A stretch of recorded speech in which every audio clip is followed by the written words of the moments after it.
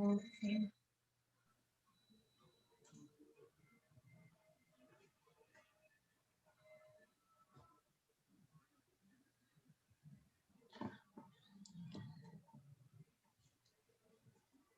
Okay, so now we are live, guys. I'm gonna share the link with other teachers so we can get started. I'll let you know when you can start. Okay.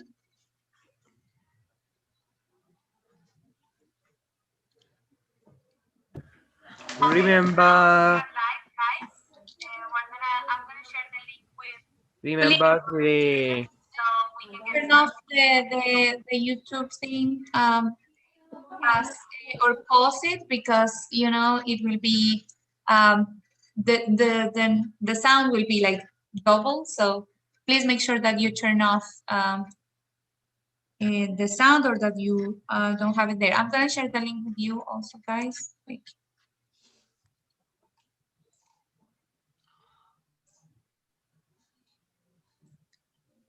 So let's wait for a little bit while some people connect, right? And then we get started. So let's remember the order of the presentations that we will have. Manuela goes first, right? Jimena goes second, so please like be ready with your presentations, ready to share screen. Juan Manuel goes third, I will share screen for you. Mariana goes fourth, number 5 is Juan Jose, Laura is number 6, Valentina is number 7, and Natalia, you go last, number 8. Okay, so that will be the order.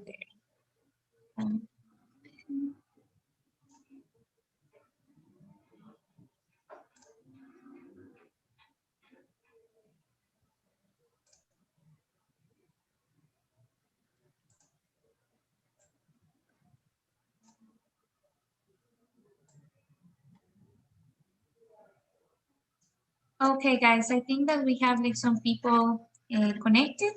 So we're gonna get started now. So Manu, you can start.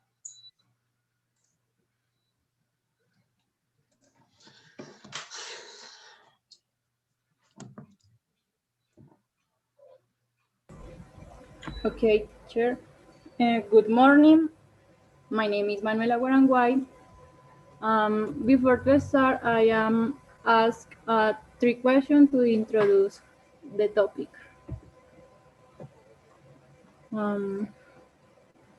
Okay. The first question, do you know what renewable energies are? If you don't know, renewable energies are those that are obtained for natural source produced energy unlimited. The second one is, do you think hydroelectric plants are renewable energy? This question is to think for the rest of the presentation. The third question is, have you ever heard of the Ura hydroelectric plant? This question is, if you don't know or you don't hear about this hydroelectric plant, I am going to talk about the social and economic impacts after the construction of the hydroelectric plant, which are considered renewable energies. Okay, Ura is located in the department of Córdoba in a Sinú River. It was inaugurated in 2000 and is the unique hydroelectric plant in the Caribbean region. It was built with a promise that lower electricity price, but it didn't happen. Okay, worldwide, the growing need for electricity power do that the construction of hydroelectric plants has been synonym of the development or industrial growing, and is one of point of economic pillars worldwide. Today is very common hear people talking about that environmental impacts and evaluation in many ways, but in the study or analysis of the communities or populations nearby to the natural or water source is overlooked. Frequently, these communities these communities are based, or his economy is based in a natural source. Okay, in the specific case of URA, the social, cultural, and economic consequences are are irreparable in the nearly population. Due to these communities come from economic cultures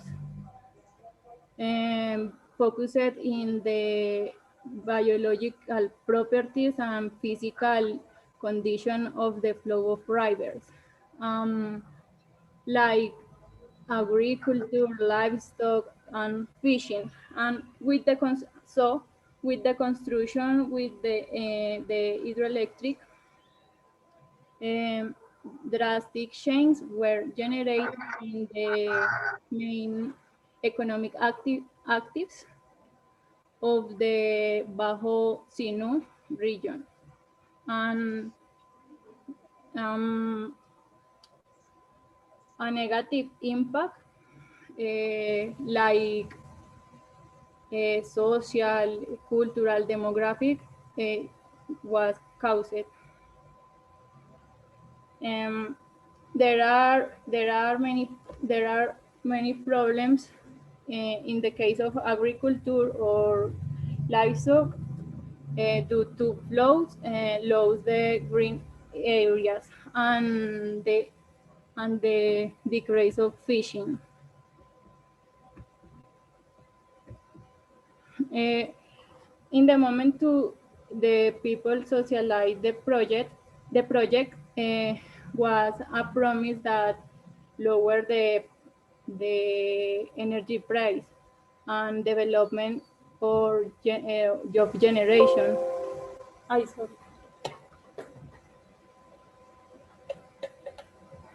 I'm sorry. The job generation, but the opposite happened. Because the need for the space for operating the central, the hydroelectric plant, many communities were displaced, even indigenous communities like Embera. And in the case of Bajo Sinu, the traditional ways of production and ending the opportunity or possibility to survive in this place. To conclude, it's very important take advantage of this experience and do deep social, cultural, and economic, environmental evaluation or studies in all aspects that directly and indirectly intervene in the life of nearby population, and to mitigate the problems, the bad effects or negative effects in the vulnerable communities. And I finish. Good, Manu. Thank you so much for your presentation. Now we are going to continue with Jimena. So Jimena, can you please share your screen?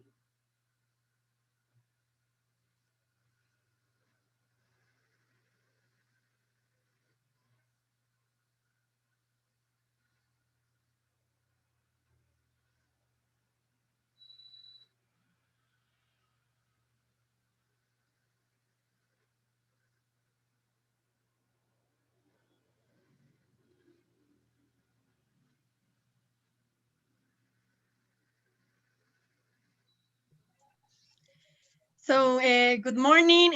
My draft of the final presentation is Pirates of the Caribbean. And welcome to this new adventure where we will immerse ourselves in the ocean of curiosities. Why did I choose this topic? Well, I choose this topic because this is my favorite saga, and it's my favorite because has a comedy, romance, adventure, suspense, and is fantastic. And in a way, I have always been interested in the in pirates story. Is something that I like so much. So start with this.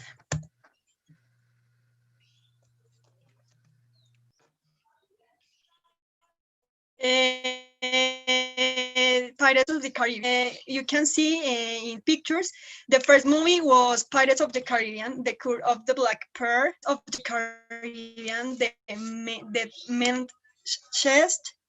The third one is Pirates of the Caribbean at the World's End. The fourth one is Pirates of the Caribbean Stranger Tides. And the last one is Pirates of the Caribbean Dead Men Tell No Tales. What was it inspired by? These movies were based on one of the tourist park of the Disney, which was inaugurated in 1967, which is named Pirates of the Caribbean. The park was renovated to have more relationship with the franchise. Now I show you the main characters. He is Jack Sparrow by Johnny Depp. He is Hector Barbosa by Geoffrey Rush.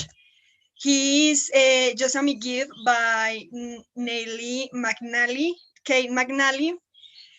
He is Orlando Bloom, Will Turner by Orlando Bloom, and the last one is Elizabeth Swan by Keira Knightley. Places where the saga was recorded. One place is San Vicente and the Grenadines. You can see the pictures. The other one is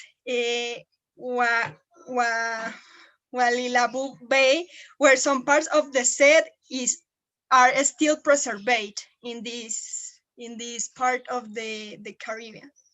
You can see the pictures. The other place is Tortugas Island. The other is Bahamas Islands. Hawaii is a beautiful place. Puerto Rico and Port Royal in Jamaica. And the last one is Australia.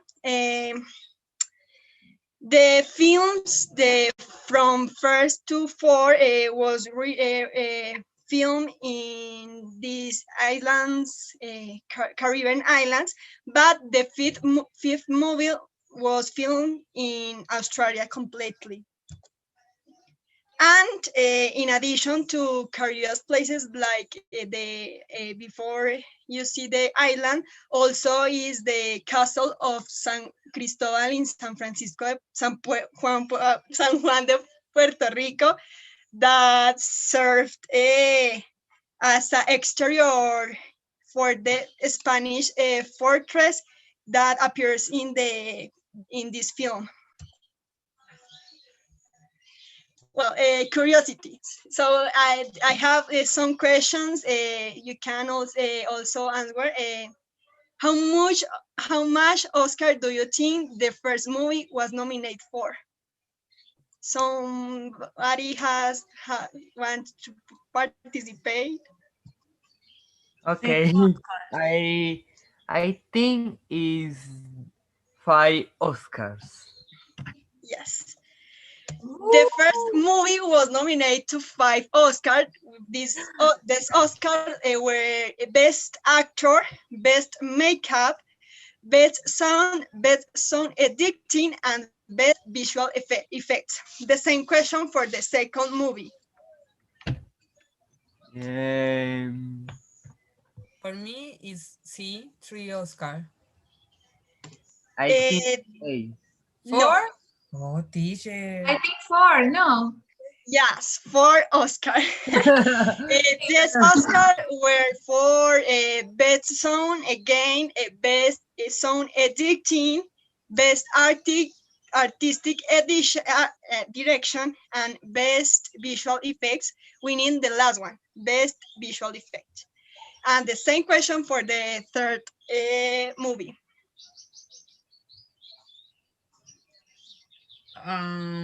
2? Yes. Ah, This yeah. movie was nominated for 2 Oscar. This Oscar were best makeup and best visual effects. Now, this.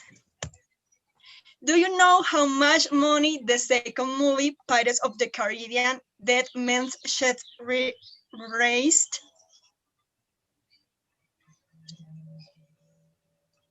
Somebody wants to participate again, or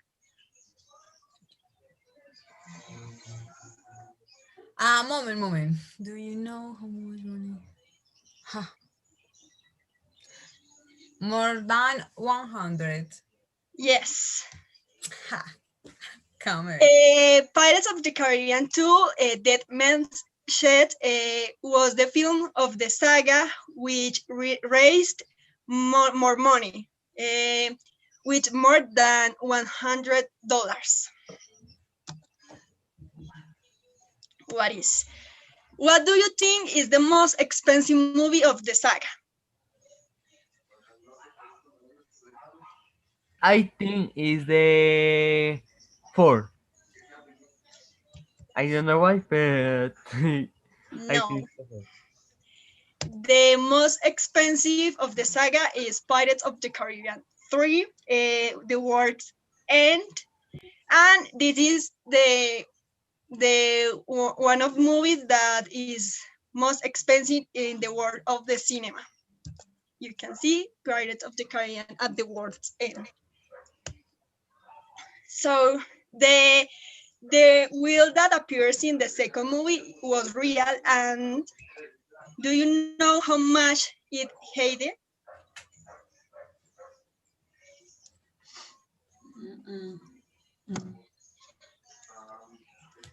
500. No, the wheel weighed more than 800 kilos. Kate Richard. He is a ex-guitarist of the Rolling Stone, and he makes his appearance in the 3 and 4 movie, like as a father of Jack. The same Paul McCartney, ex-integrant of the Beatles, also appears in the 5 movie as Jack's uncle. So who is ready for a 6th film? Apparently, the adventure didn't end with the 5th installment because the 6th movie is in process. And finally, did you know that both David Jones' ship and the character of Blackbird are based in a legend and real life? The last mentioned Blackbeard was a British pirate named Edward Thatch, more known as Edward Teach or Blackbeard. And as mentioned in the movie for Pirates of the Caribbean in Stranger Tides, this pirate was beheaded. And I have some questions. I don't know if you want answer.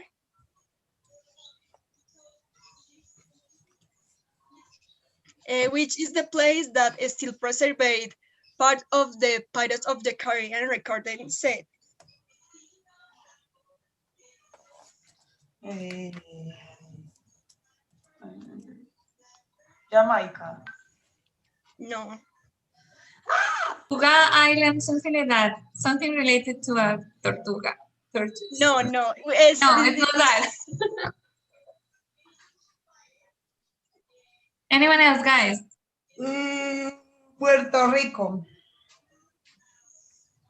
No, Willy like Bay, something like that. Yes, this Willie like Bay, and someone who wants to name 3 characters of the movie. Jack Sparrow. Jack Sparrow. I don't know. Other persons say the others characters. I want to use the call of the friend. William Turner. William Turner. And the last one. No, he makes more difficult. Barbosa Elizabeth Swan. Elizabeth, no. Just a me give all that. So this is all, and thank you for joining this adventure. Thank you, Jimena. That was a very nice presentation. Thank you so much. Now we're going to continue with Juan Manuel's presentation. So I'm going to share my screen. Okay, Juanma, please, you tell me when I have like to change slides or something. I can share my for problem with Yeah, the that's okay. Don't worry. So I have your presentation here. Let me make it bigger. Well, the topic I speak is what we know offense. You can continue, please. Well, first for that we need to define to 3 things: inclusivity, majority, and minority. What is inclusivity? Well, in Cambridge English Dictionary say is the quality to trying to include many different topics or types of people and treat them all fairly and equal. And what is minority? A minority when in the context I speak, well, is majority is the largest part of the population of a specific group, and the minority is all are small parts of the population or a specific group. We are clear, right? Right? Okay, and next point, please. I move to the next slide. No, No, you are in majority, right? no, yeah. I move to the next slide. You can continue, please. Okay. Okay. A word we know offense will be wonderful, right? We know anyone being offended. Well, so it sounds wonderful, but it is, for me, in my opinion, they are wrong. First, because measures are taken so our sensitive people are done offended and can feel very included. But when creating measures for sensitive people, we we generate a very sensitive people, and these people need more measures for don't offend. but that measures generate ultra sensitive people, and we generate a circle. One of these measures could be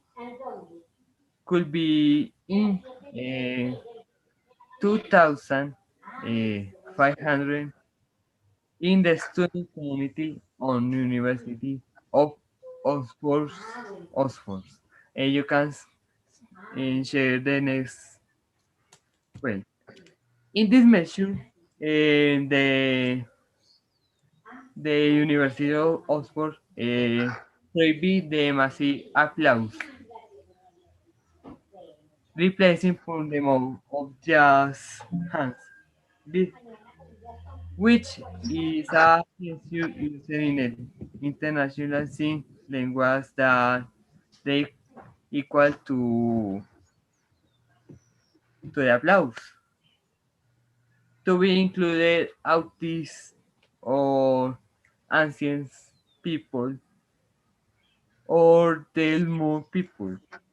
Measure ID say approximately anxiety in the review the student committed spoken person had eh, she say that it was optional but when it was applying to a event was given and they bring people's attention by applauding in the event. And you can share the next. Well, what happened with this measure with the majority? Well, um, of course, she says optional, but since we decided more inclusive, uh, you will know to what to do. If you applaud, you are irrespectful and the worst person in the world. But it's optional. But it's optional. This is this is an example for moral superiority. This is that happens to the majority since we are used to applauding. They forced us to be inclusive, and we know that in the mentally these methods are sound good, but in reality the measures affected the majority causing action that were previous spreading before hilarious and disgusting against all will. And the next present, the next point, please. And what happened with the minority? Well, what happened with the blind persons? With the measure of the University of Oxford, those persons are excluded. And what is included? Induction and return or events. What happened outside to the event? When those people who give the ancient to noise live to the real world. We can't doing for one place to another. People talking while walking uh, with all at all of control. When you give a mention to include other people, these are people in that group who don't need it, and you may every word. When someone say they have answered, you will you should ask when they think they have, because it may just make them nervous. But nothing to that person cannot confront. I thought you don't believe me. It takes to be. I wait. I think sorry. No evening in life is black and white.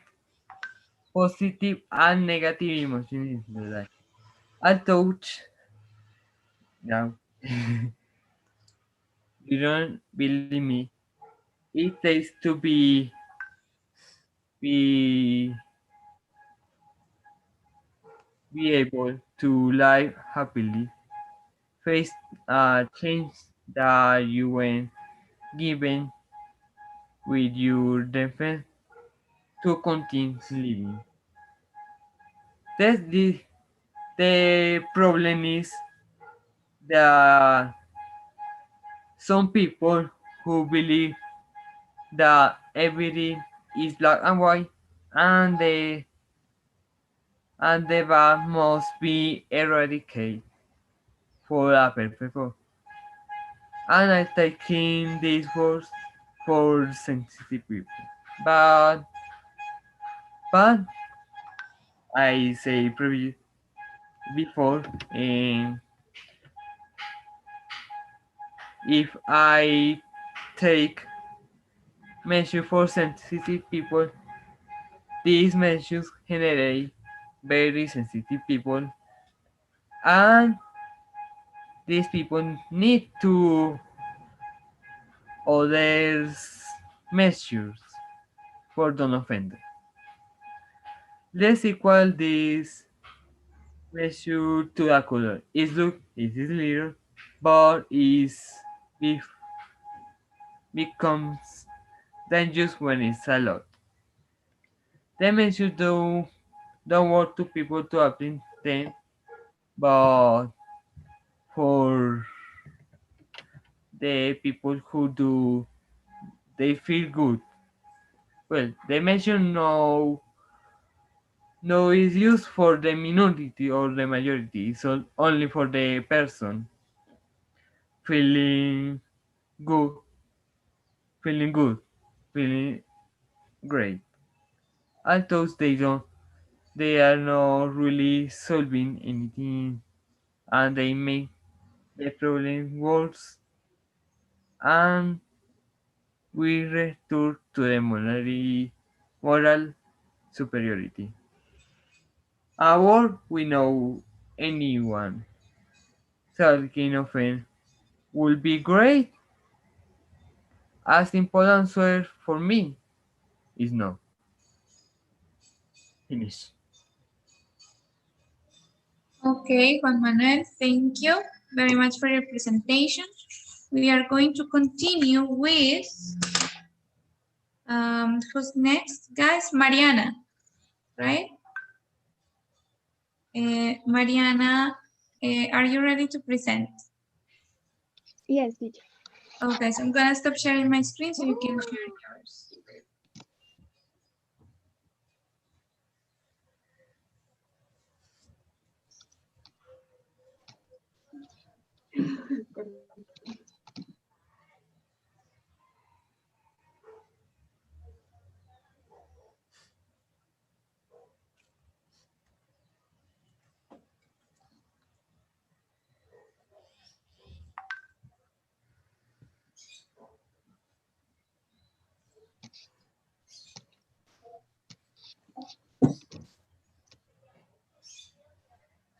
Okay.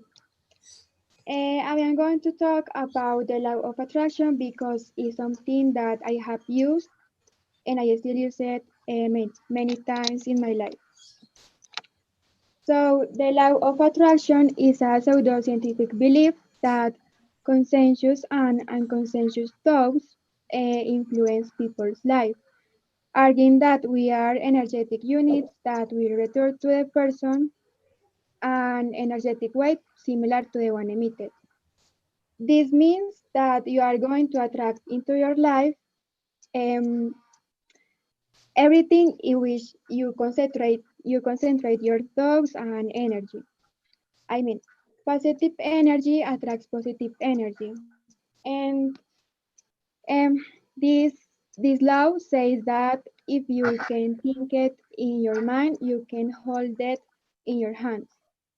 And the interesting about the law of attraction is whether or not you believe in it or whether or not you are aware of it, you are constantly manifesting things in your life. That's why when we talk about the consensus manifestation, if you want to manifest a trip, a car, a message, a person, we are talking about the consensus manifestation because you are aware what are attracting in your life.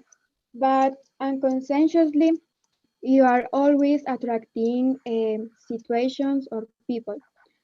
And in a sense, your reality is the reflection of your thoughts and vibrations. How the law of attraction works. So, how the everything and everyone has a unique vibration, and we generate a field with a certain frequency, and some fields are the same or similar to each other. Fields or frequencies that are the same or similar when they come into contact simulate the vibrations of the others. And the most powerful electromagnetic field we have is of the heart, even higher than of the brain. To give you an idea, the electrical signal of your heart is 60 times stronger than of the brain, and its magnetic field is 5,000 greater.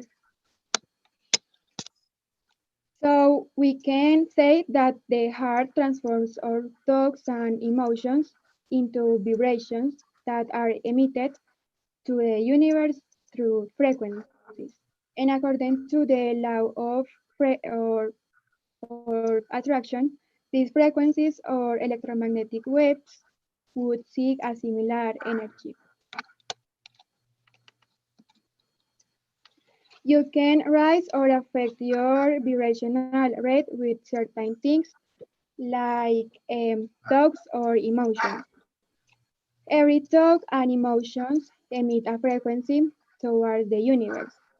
If you have a negative thought or emotions like the fear or you're sad, you're angry, all these all these come back to you. That's why I always try to be in a good mood. Um, people people around you. If you if you surround if you surround yourself with happy and positive people, you will enter in that vibration.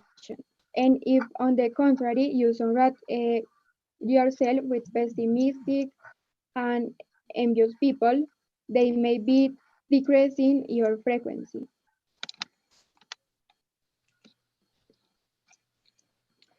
Music. Music is very powerful because if listening to music makes you happy, that will attract you good vibes to you. But if you listen music that speaks about betrayal, sadness, and abandonment, all these will infer in what your vibrate. The word. If you used to say phrases like I can't or I am the worst, you will build that reality. Or if you constantly speak but of a person of the people, this will lower your frequency.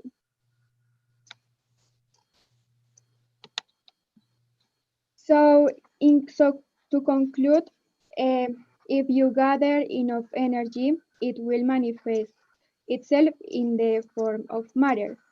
As Einstein explained in his formula for the theory of relativity, energy and matter are just different states of the same thing. And, and remember that you build your resonance with the energy of your feelings and thoughts in both conscious and unconscious through the fields of your heart and brain.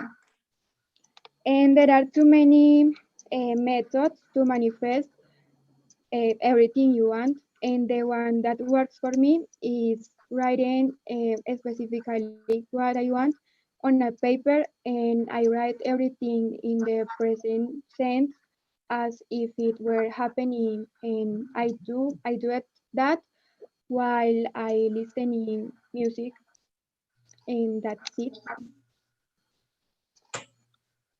Very good, Mariana, very interesting. Nice presentation. We're going to continue with, let me see who's next. Oh, Jose? Yes, teacher. Okay, very good. So we can, um, Mariana can stop sharing screen and you can start sharing yours. Um, can you see it? Yes. Okay, I start. Wait a second, please.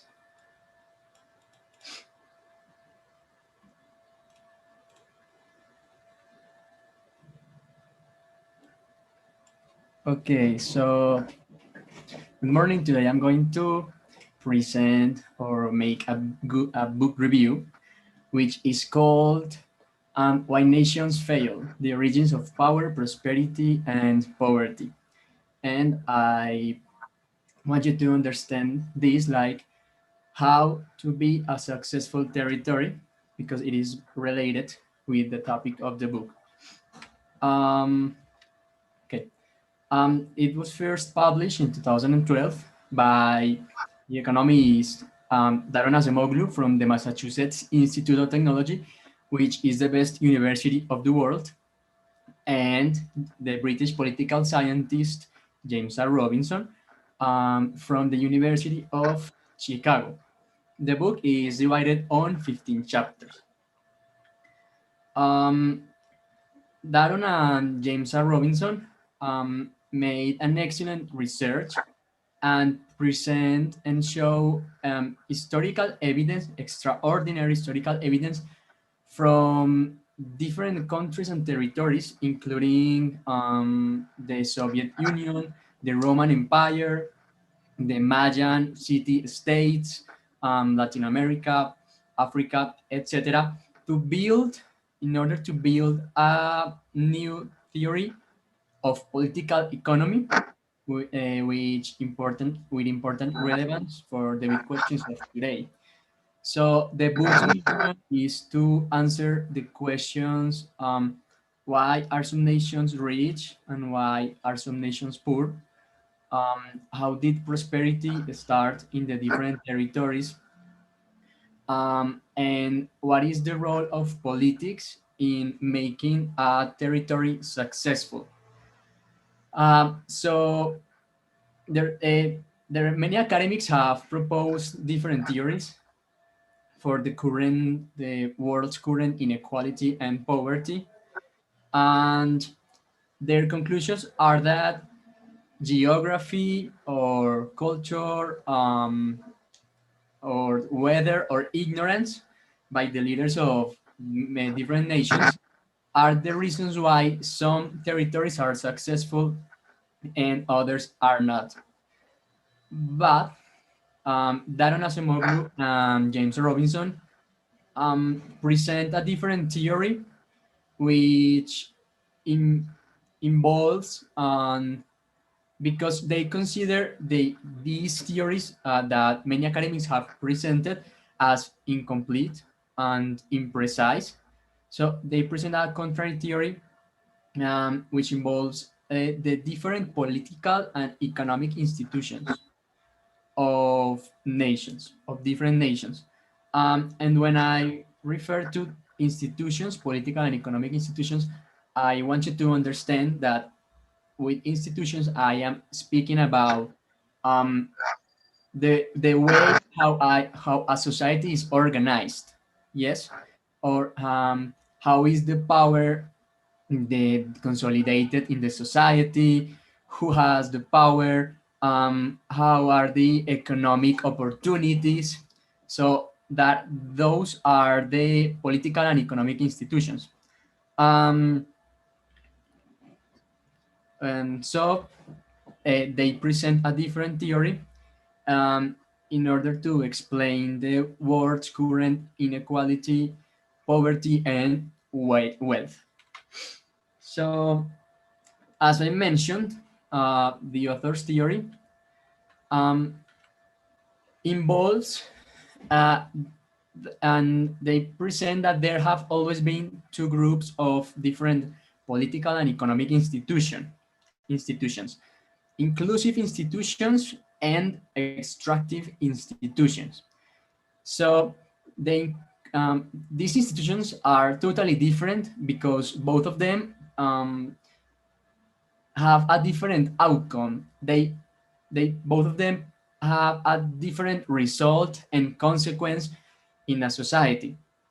So the inclusive institutions provide the society with fair property rights, with incentives to invest and promote innovation. Um, and as a result, they create wealth because it is an inclusive society. Um, Also, they are participatory, they are pluralistic, they are democratic. So it is a fair society, a society with inclusive institutions.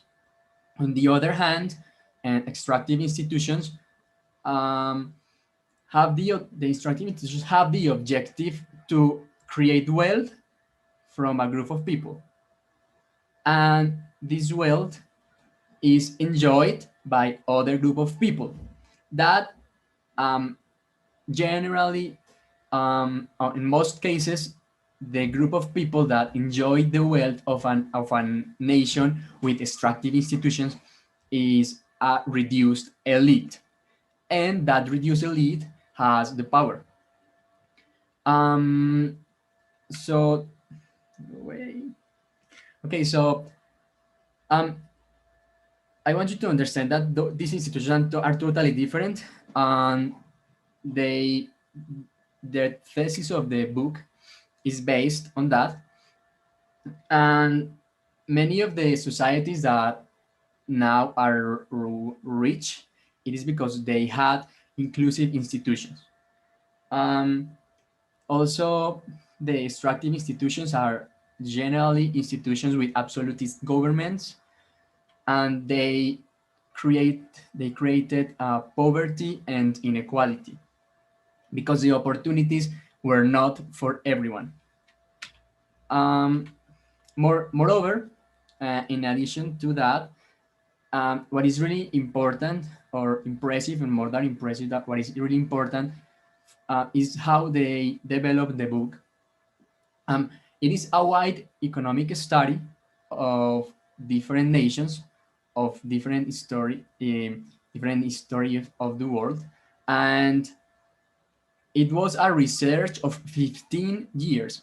And the book was published in 2012, and the research lasted for 15 years. So they started their research in like 1997. So it is a wide economic study. And um, it is really important because they show evidence of different nations, different territories, including Latin America. They explain the colonization period, demonstrating how that period, as it was a period of extractive institutions, it was harmful for our development, our future development. Why? Because in the colonization, the institutions were extractive because the wealth that we had was exploited by other nations. And here they consolidated elites. As you know, the king of Spain had like a viceroy. It's called viceroy, that represented the king here in Colombia, Latin America, and those elites um, were who enjoyed the wealth of our nation, and also they take a lot from us, and also they show evidence of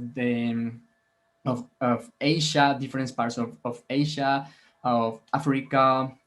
They show evidence from different empires, as I told you, the Roman Empire, the Mayans, and also from different kingdoms, and they show how these those territories because they had inclusive extractive institutions, that those institutions led them to collapse and undermined the development of those territories to this day in many parts of Africa, etc. um, so I don't know if I'm being clear so far. I would like to know if you are understanding me. Yes, if someone of my classmates can. Yes. Okay, if you have any doubt, please let me know. Um, Also, moreover, they explain many historical events, calling them critical junctures, um, which took places in many territories. And these critical junctures are very important. And for example, the collapse of the Roman Empire, the trade with the Atlantic, let's say the trade from of Europe with Latin America, North America, due to the colonization, the Industrial Revolution. Those are critical junctures because they they were events that transformed the economies of many territories, and as a result, they transformed the institutions. So again, they say that there have always been two groups of institutions: inclusive institutions and extractive institutions. And these critical junctures are very important because in most cases they transform the economies and as a result the institutions of many territories.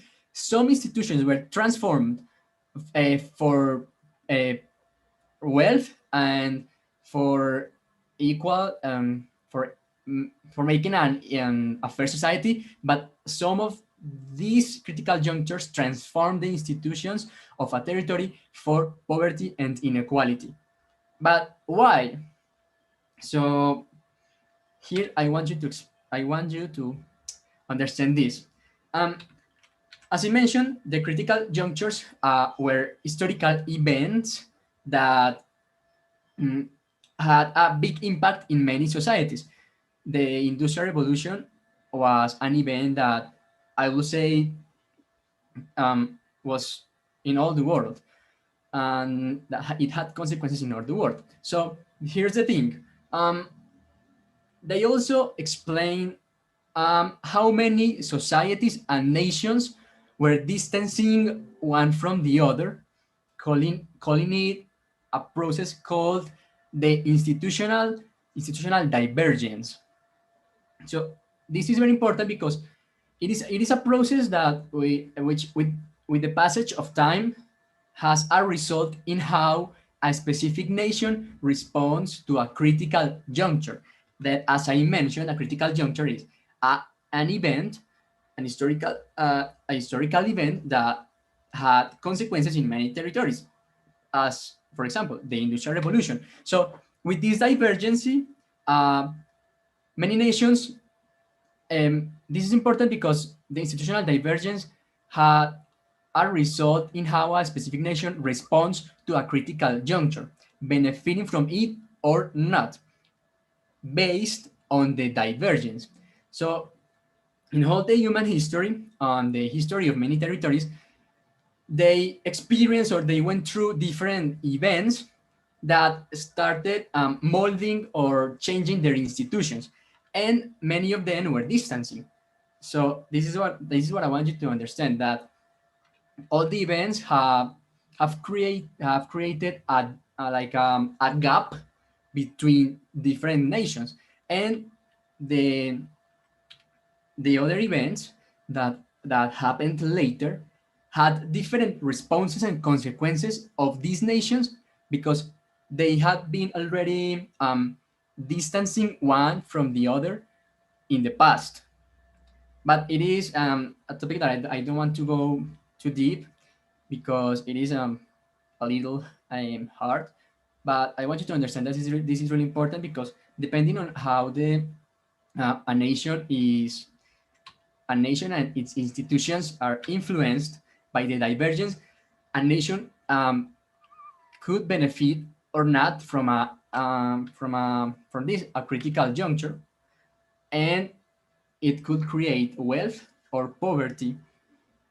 Um, and so personally, the book is really good. It has really surprised me. Um, I haven't finished the book yet, because it is quite long, but I really like the way they did this research.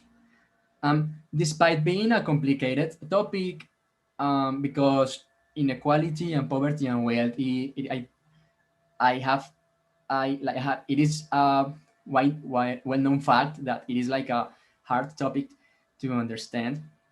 But despite being a complicated topic, they managed and they succeeded in making an understandable book.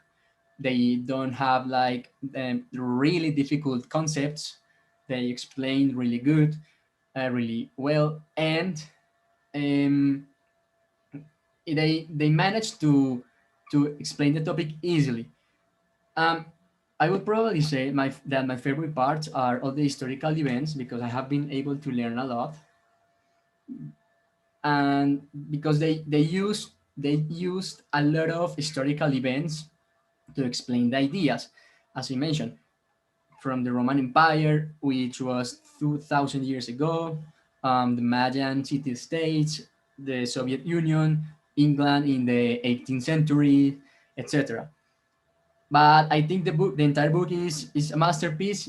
It is a really good, um, and yes, because I have been interested in this topic, in inequality, poverty, and wealth, for a long time, and many of the questions I have asked myself, many of the questions I have asked, have been answered by the book.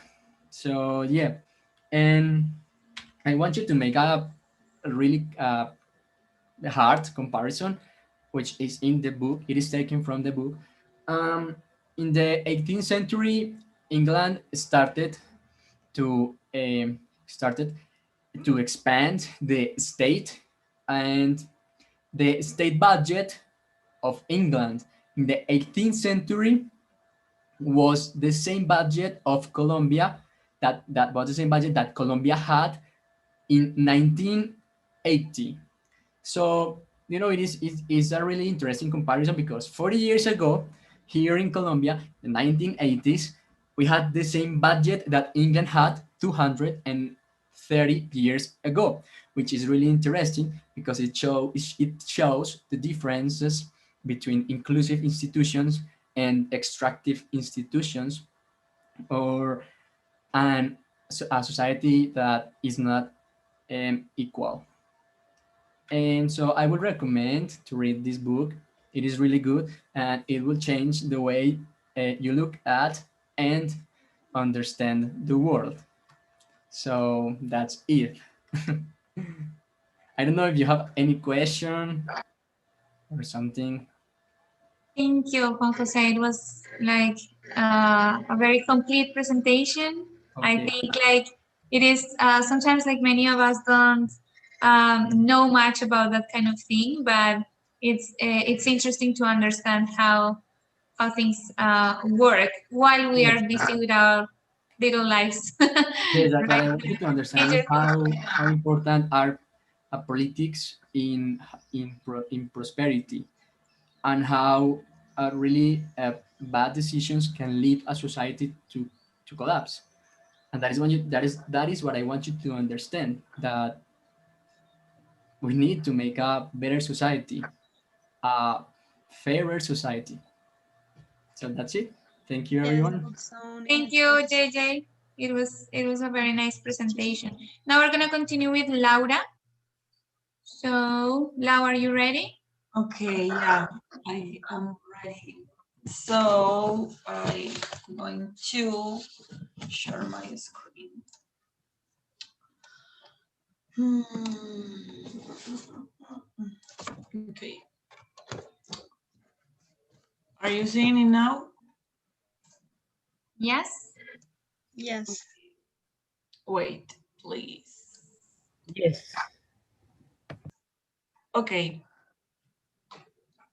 Okay, first I want to introduce myself. My name is Laura Maria Giraldo Zuluaga. I am 22 years old. I am business administrator and professional dancer. And that's what I want to tell you today about my experience as a dancer. First, I want to begin talking about dance, why it's so important, and why you have to know more about these topics. Okay, let's start with the history of dance. Okay, first, in among primitive cultures, dance was one of the main forms of social expression and religious ritual. Many historians have pointed out as the oldest of the art. The roots of the dance movements are found in primitive men, for whom his dance is life and manifest is through ceremonies, spells, rites, producing effects on naturals, phonema, that is, they had magical, religious, and ritual character, as you can see, for example, in the picture. Later, the Greeks are based their dancing on the visual arts of the body and on lyrical poetry, on warrior, on festive dance. Okay, so in these pictures you can see the dance in many years ago, and you can see that dance involves the interaction of various or many elements, like the movements of the body requires an adequate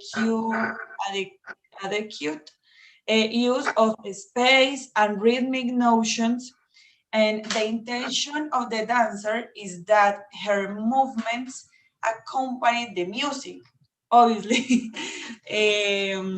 For example, music with a slow or count rhythm requires slow dance steps. Also, body expressions is also supported by the clothing used during the dance. So the clothing or the costumers are so important in dance too. So let's see the dance types. Okay. First is the academic dance. The academic dance is when you are learning a new rhythm or a new steps.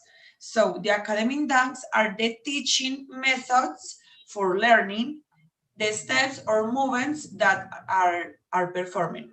As you can see in the screen, like a teacher teaching the guys. Okay. There are classical dance that are the principal example is ballet.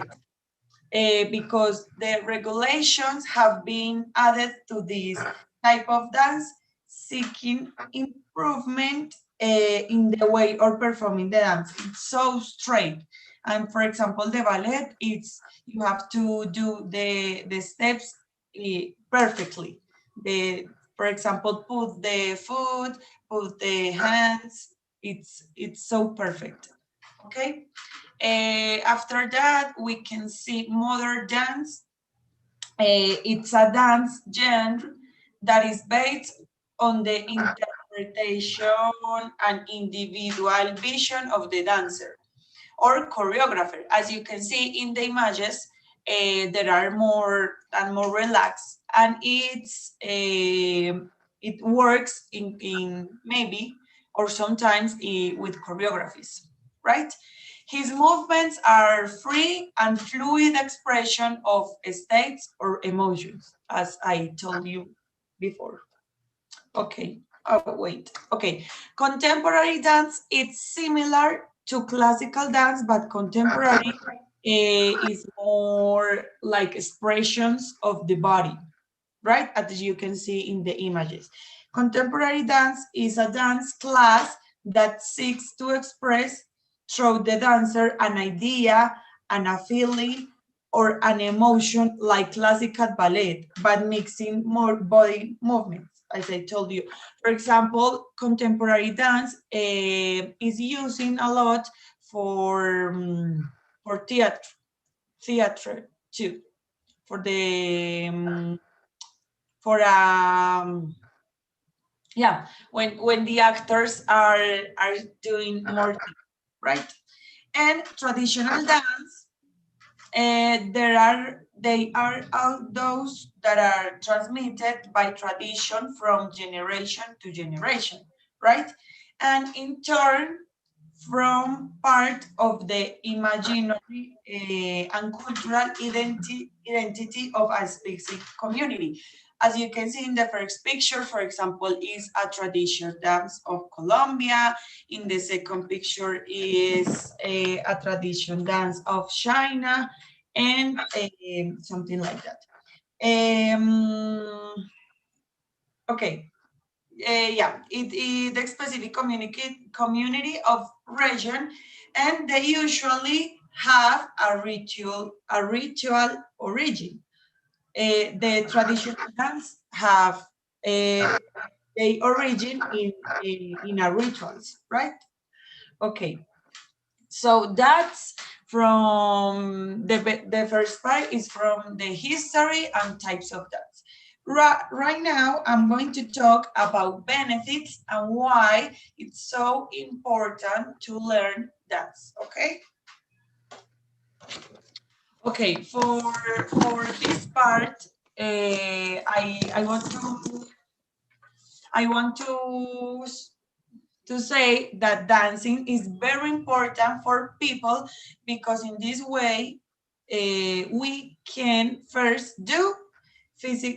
we can do physical activity in a very, very, very dynamic way. If you in someday, if you took a dancing class, you can say or you can see that it's very fun to dance, and you get physical activity, and you didn't sometimes you didn't know that you are working your muscles, your bones, your articles,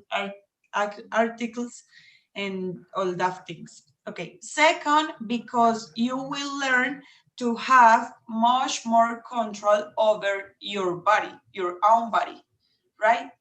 Third, because you can generate more interpersonal relationships, and because dancing, when you are dancing, you will always forget everything around you. You will never thinking like, oh, I have this problem, I am or I am ugly, I am fat, I am thin. Oh, no, you are only thinking about feel the vibrations of the music through your body, right? Okay, dance. This is for what I think that it's so important to learn dance. And second, dancing benefits in our lives. First, I want to say that it helps us to maintain physical shape. That is, in our time, it's very important. Second, you can reduce stress, simulate memory and mental agility, because for example, if you are learning a choreography, it makes you like, stimulate your memory. You can improve your body posture, make friends, expand your environment, feel happier. And for that reason, for those reasons, I think that dance is so, so, so important, right? Okay. After this, I want to talk about my experience as a dancer, about my experience dancing for all these years. So I'm going to beginning saying that I started dance when I was 6 years old. And I started because my parents saw that I always dance without any sound, really. For example, the sound of a advice or something like that in the TV, I was dancing always, right? So they joined me in a dance academy, and from then on, I got into all dance groups at my school.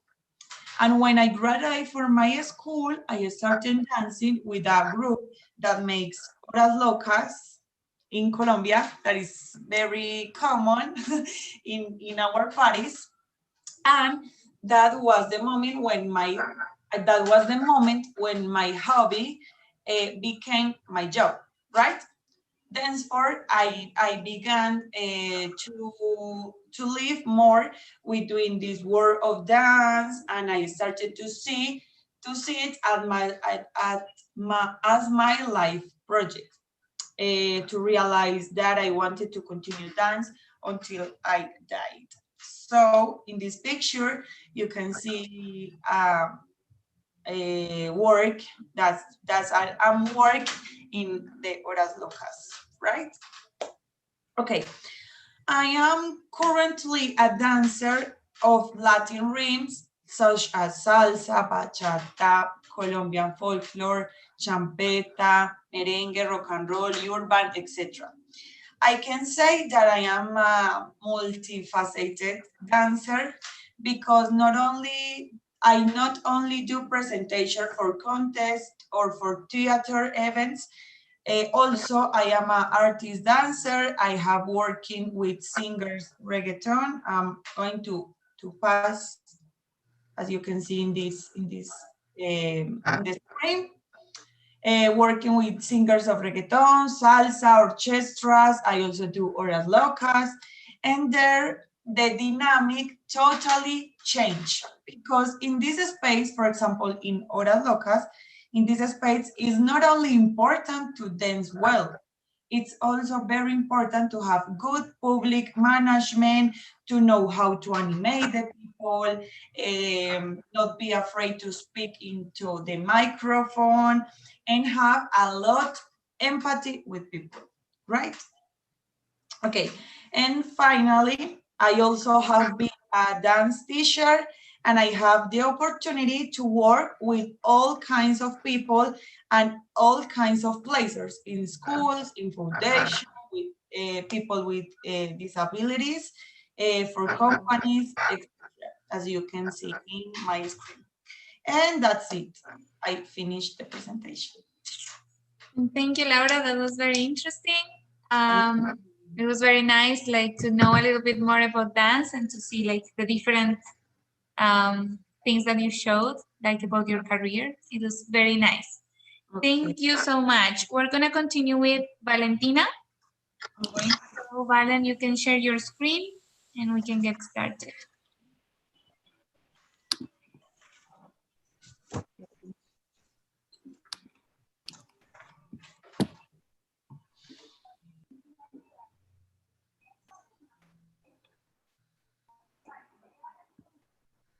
Mm.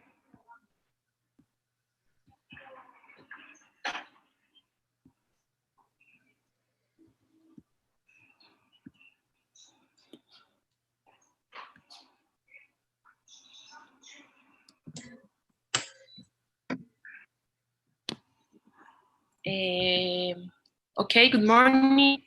My name is Valentina Montes, and I told you about my profession. Many people ask me some questions like food engineering is about now cooking, on or if you can cook, don't you graduate? And the answer are not. Do you know what is doing the food engineers? Okay, for some people it's a known career, and the people who have heard of it think it's related to cooking, but it's not. Food engineering is about multidisciplinary. I sorry. Multidisciplinary field that combines microbiology, chemistry, applied physics, and engineering. And here is a career with a broad field of work. During its course, are explored areas such design, creation of products, or design and creation of packaging, research and development, nutrition, quality, area of marketing, food technologies, legal codes, machinery, and project management. Um, the career was very interesting for me, and career has taught me what we really buy in the supermarket, and that for many of these products is that our body slowly deteriorates. However, it has also taught me um, how a food engineering can contribute to society by improving product and looking for alternatives that reduce risk in both the humans and animals. Um, Starting with some contribution, we find the field of biotechnology, one of the most interesting fields for me. And through this technological application, you can create foods that reduce the environmental impact or improve nutritional characteristics, or nutritional quality, or improve agronomic characteristics. For example, there are the so-called laboratory burgers, where you take a muscle tissue test and you remove the stem cells and you do a culture to multiply them and create a meat. Although this process is expensive and little slow, because it takes to make them, but it will be a great benefit to reduce the consumption of meat, and to reduce the deforestation signs around the world, uh, are cutting down trees to open space to live. Also,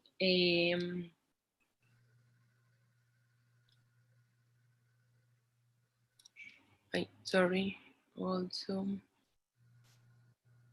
sorry. Okay. Also, there are now pest resistant tomatoes, and resistant to herbicides and insects, and all these things to the fact that plants are given the genetic to tolerate certain herbicides, and producer can use fewer amounts of chemicals, have come greater productivity and with less land.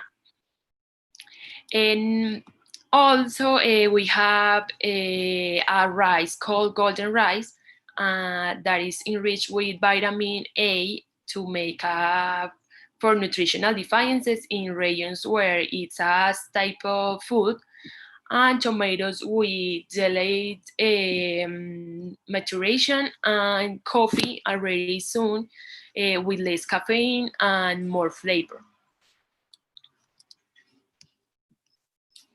For the other hand, on the other hand, not very positive, there are the additives. An additive is a substance that is intentionally added to food or drink for the purpose of modifying its sensory characteristics or improving the process. Or a task for a food engineer is to be able to replace some artificial additives with natural additives. Since somewhere some are very harmful to health, such as, for example, cyclomet, which is a carcinogenic and acts to make carbonated beverage taste sweet, and is banned in some countries. We found, for example, in Coca-Cola. And also we have monosodic glutamate, which is the most widely used flavor enhancer and cause bronchial asthma. This is the additive, one of the most additive usual in the industry. We found for example, in these pictures in sachets or soup or candies or something like that.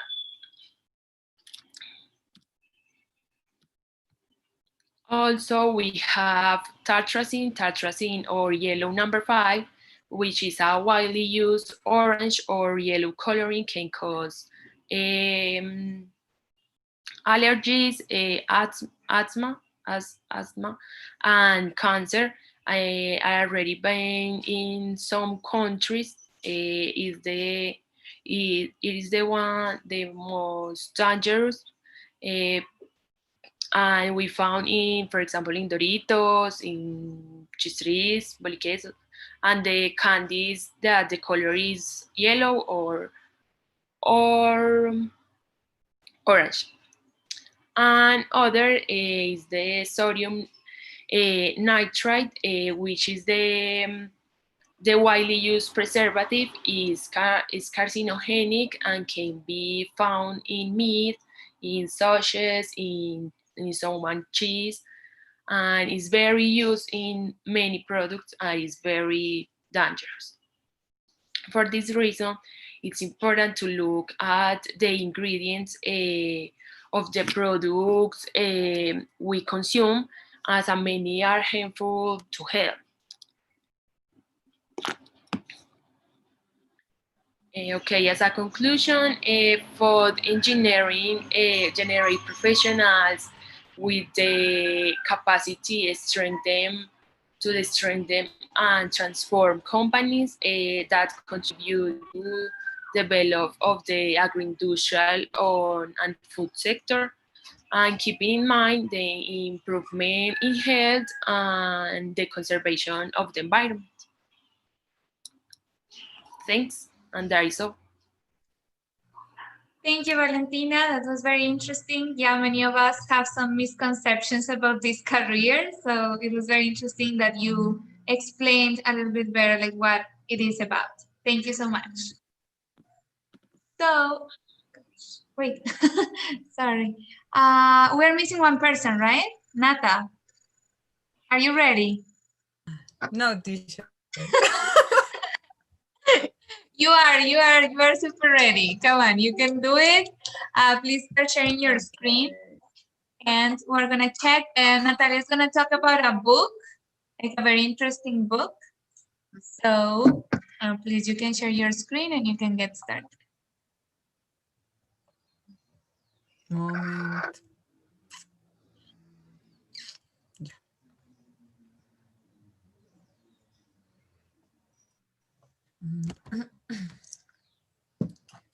You can see. It's loading, I think. Okay. Can you click somewhere to see if we You can can see? see. Yes, but it's all like Okay. black. Okay. My presentation is about the book, The Unbearable Likeness of the Being. It is my favorite book, and this book, this book was given an award by bestseller. By this book is by Milan Kundera. Okay, and my presentation will will be in some parts, in three parts. First, I will be about the reason I chose the book and why the book is my favorite book. The second part is bueno, I tell you about the character and their personalities. And finally, the third part is, and I will cite some sentence of the book in order to motivate to read it. Okay. The first part is why chose the book. Okay. Um, the book is a novel, is a love story, but this story no, it's conventional because this book tell us about the love, sex, and relationships, and affects difficulties in another way. And this book also have a philosophical way or philosophical form. Um, and I think that is very attractive to the. Sorry to interrupt you. We're just looking at a black screen. I thought that maybe like you would start like this was like the first one, or it was animated or something, but we only see like a black screen. Yeah, Can not you check see on and WhatsApp. again? In WhatsApp, we sent the picture that appeared. Moment. So maybe stop sharing and share again. Yeah. Espera.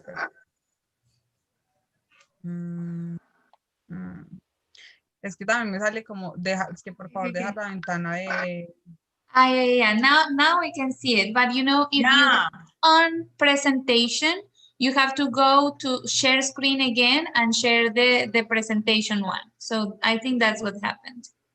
Or you can just use this. Okay, try again. It Por works. favor, alejar esta ventana de la aplicación compartida. No. Yeah, because now, okay, click on presentation. La dejo así entonces. Yeah, I think it's better if you just leave it like that. Yes. Okay. You can use the slides from there. Okay, thank you. Moment.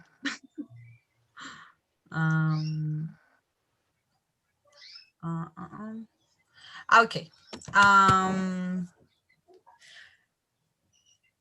I think the moment. Habilitar edición. No. Bajarlo así.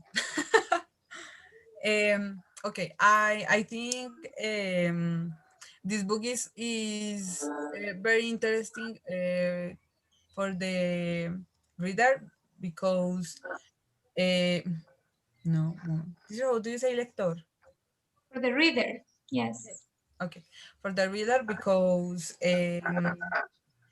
I think that the book explained the best things about the love are the worst things about the love or sex or um and it is a real form to to explain that. Okay. The book is narrated in Praga in 1968. In this moment, in this country, it occur- happened an important event called the Praga Sprint. It is a period of the Czechoslovak socialist. And I really have been obsessed with Praga all my life. I love this country. I, I believe this country is more interesting. Are its her history is awesome. Okay, and now I tell us why is my favorite book. I remember I heard about this book for first time in my life in a Juan Valdez cafe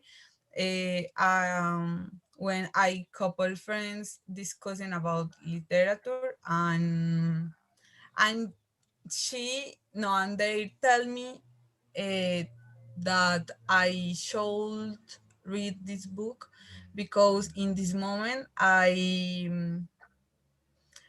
had um, had a breakup with my couple. So I broke this book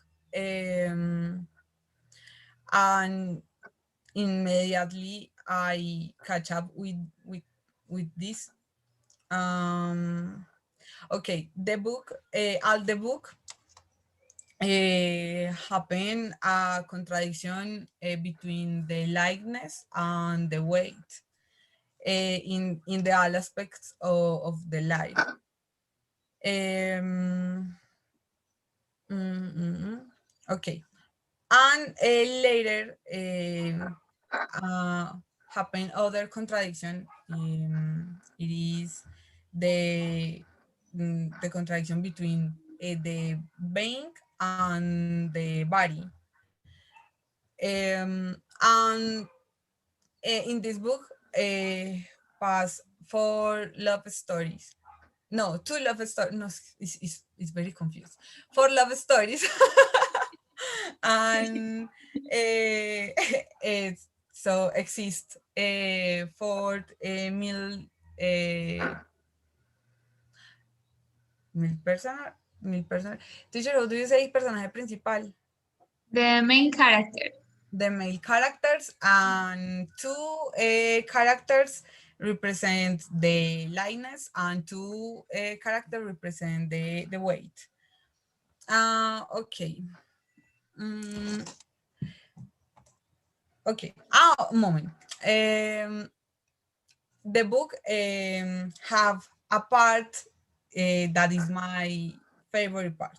Her name is the mm, the diction the see, dictionary means understood words, and in this part the actor explained things more simple like a woman or the desire or the tradition or the music, but explain these things in a way different, in a different way. Okay, the characters. Um,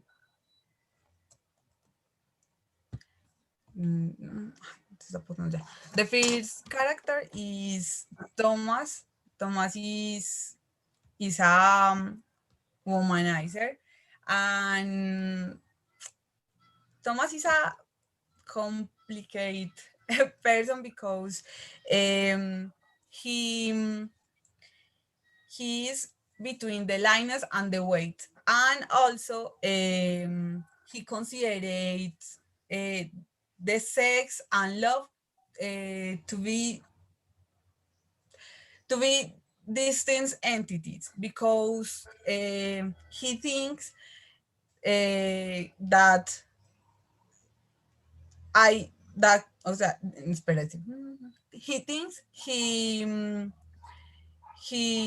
has sex with a lot of women, but loves only one. That woman is his wife, Teresa, and is a doctor. Is a doctor, and he he all he, mm, he have all the time justified your infidelity, no, your no his infidelities. um Moment. Mm, yes. um Teacher, no, moment, espera que me perdí en la presentación. Mm, okay. The second character is Teresa. Teresa is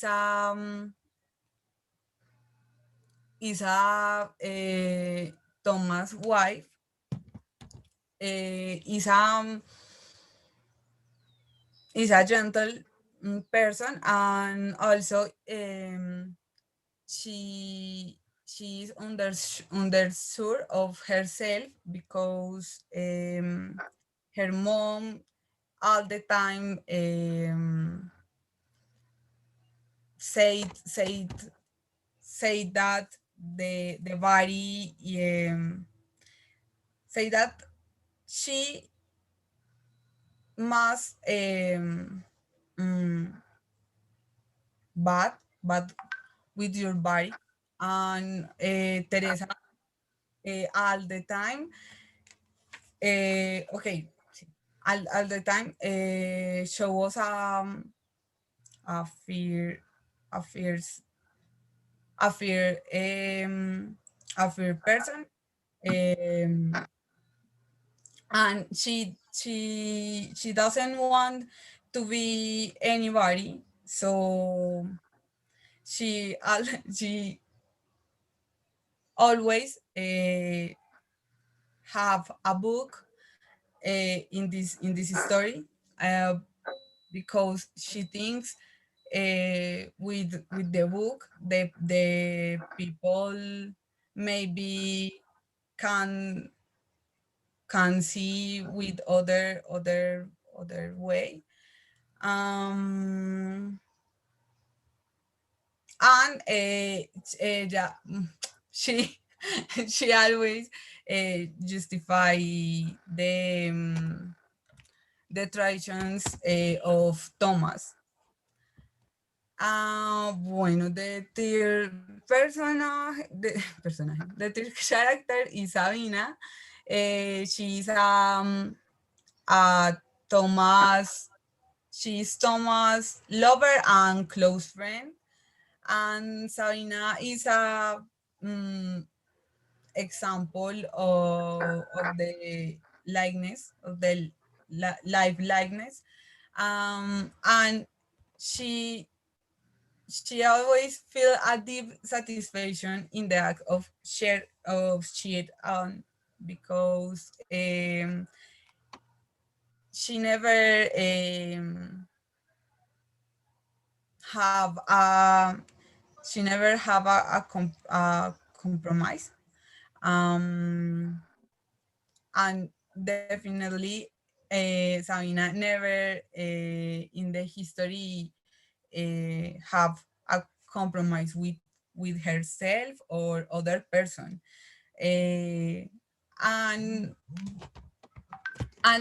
the actor explained uh, the life the life of Sabina without reason, because when we have something that that yes que pese that weight, we life is more empty. um and the last person is France. France is a clear example of the lightweight, but France never have satisfied with his life. So is a character more conflicted with with himself. Franz is a lover, is a Sabrina's lover. Um, and finally, he died with when I go to dream. Um, okay, and finally, I will cite some sentence of this book. Moment. Mm, okay. Um, I I want to cite this book because this part means the thing of Thomas. Making love with a woman and sleep with a woman are two separate passions, not merely different but opposite. Love does not make itself feel it desire for copulation, but in the desire for a shared sleep, a desire limit to one woman.